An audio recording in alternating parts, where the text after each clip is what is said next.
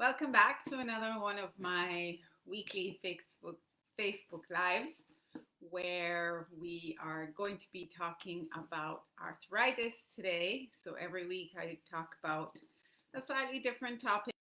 This month we're all about managing joint pain because as we get older, for a lot of people, we start to notice, aches and pains popping up in different places, and for some of us, it can be just a little annoying. That can be, managed with stretching. But for other people, it can become more than just annoying, and it can become debilitating depending on the cause of your joint pain.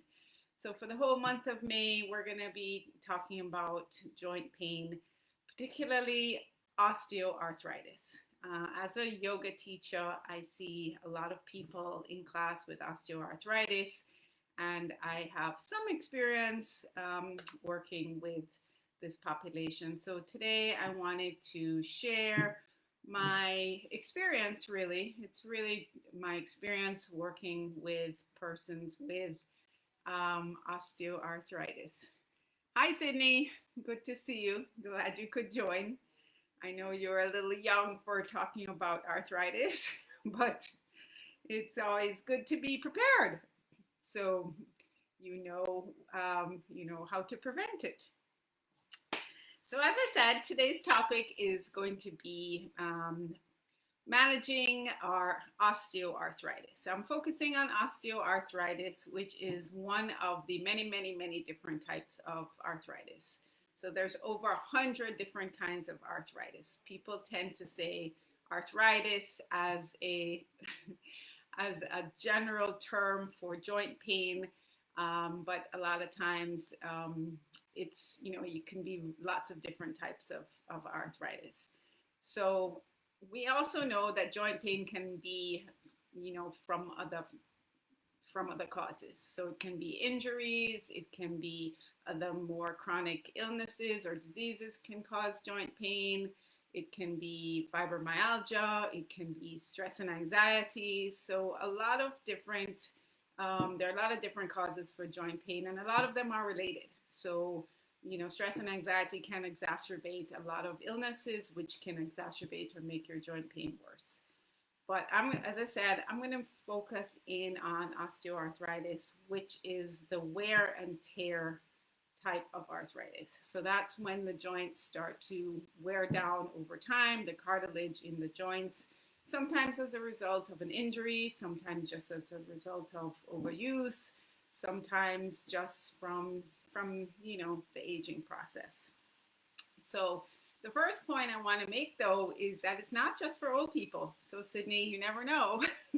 There are lots of young people who do get arthritis. You can get arthritis, much younger than in your 40s. So you can in your 30s, depending on what you've been doing. So sometimes if you're really active and you're an athlete and you've really, done sports that are super hard on your knees, then you can start to develop osteoarthritis in your knees. Or depending on, as I said, depending on what your lifestyle has been, you can get arthritis much younger. So we tend to think of arthritis as something that just affects old people, but it is not just something that affects older people. It can affect you from you're much younger.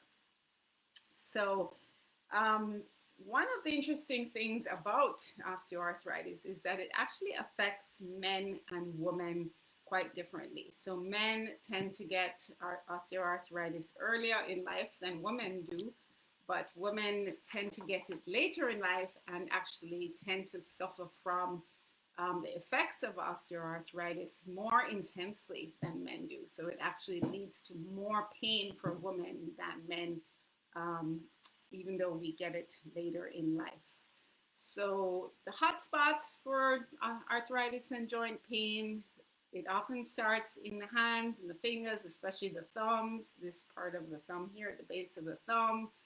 You can have it can happen up in the neck, in the spine, in the hips, in the knees. I mean, it can really affect any joint, but the hot spots generally are the hands, the spine, the hips, and the knees. So those are the areas that you want to be on the lookout for.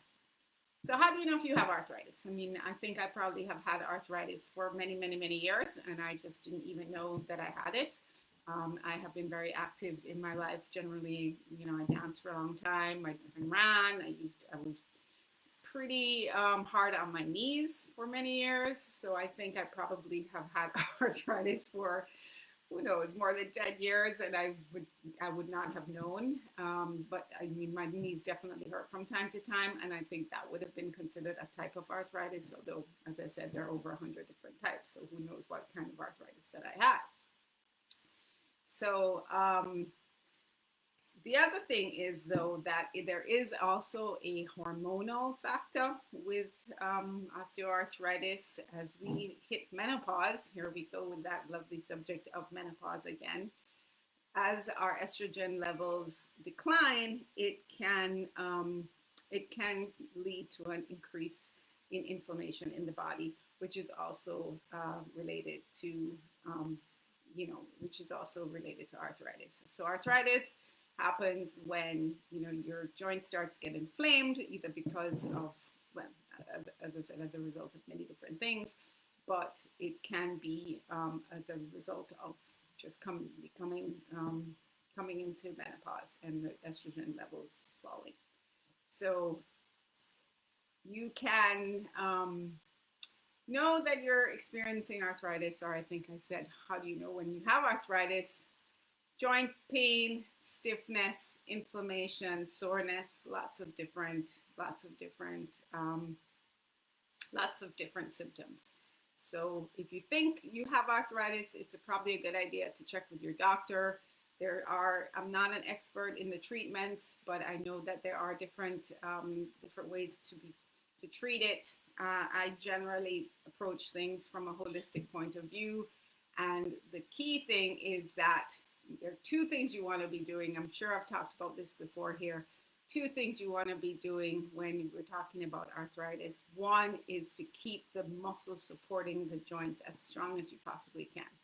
So in my case, if I have arthritis in my knees, I want to be keeping the muscles surrounding my knees, my thighs, my inner thighs, outer thighs, calves, my core as strong as I can to keep the pressure off the knees and to support the joints. Secondly, you want to keep the joint as flexible as you possibly can. So you want to, even though the joints sometimes get stiff, you want to do slow, controlled movements to relieve the pain, to help to prevent the arthritis from getting worse. So two key things. One, keep the muscles strong. Two, keep moving the muscles as much as you can, even though sometimes they may hurt. You definitely don't want to stop moving them altogether. It can just get worse. So while there's no cure for arthritis, those are the osteoarthritis. Those are the two things that can help to relieve the symptoms, can help to prevent it from getting worse. The other thing is what you eat. There are lots of people who have good results by managing their diet, who stay away from inflammatory foods, which for everybody is different, but generally speaking, inflammation can be caused by foods that are really salty, high sugar foods, some processed foods, and generally foods that are break down to simple sugars. So the good foods are things that are high in omega-3, nuts, whole grains, fish. Those types of foods are anti-inflammatory. But as I said, you kind of have to experiment because everybody is different. Some foods that work for some people, some diets that work for some people don't work for others. So that's kind of what I wanted to say today. One other thing I wanted to mention, managing your weight. Managing your weight is also a big factor in either keeping arthritis at bay or by reducing the likelihood that you're going to get it severely, or helping to manage it. Because the more heavier you are, if you are overweight, they say that 1 pound of excess weight can actually lead to 3 pounds of pressure, particularly on your knees. So if you're overweight, you want to be conscious of that and maybe work on that, because that is only going to, that's not going to help. So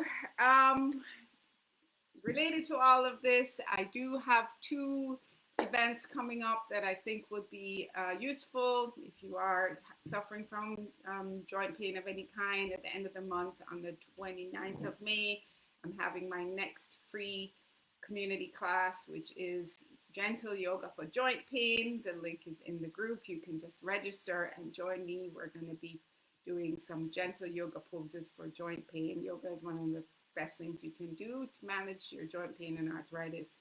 And then secondly, my 10 yoga poses for arthritis and joint pain is on special till May 16th. I've discounted the price by $10 from $49 to $39. So if you're interested in checking out my course, 10 yoga poses for joint pain, you can also look at the link in the group. So if there are no questions, no comments, I encourage you to share your experiences, share what works for you so that we can all learn from each other. I hope you found this useful. I basically wanted to just let you know that you're not alone. This is a condition that affects a lot of people, starting from younger people all the way up. I think once you get to like 65, the numbers rise to like 50%. So if you're over 65, there's a 50% chance that you might get diagnosed with arthritis. And my goal is to help you manage it, prevent it, keep us living pain-free lives as far as we possibly can. So thank you all for joining me. Thank you for watching this. Please leave your comments or your experiences in the comment section, and I will see you next week for another Facebook Live. Thanks, and have a great weekend.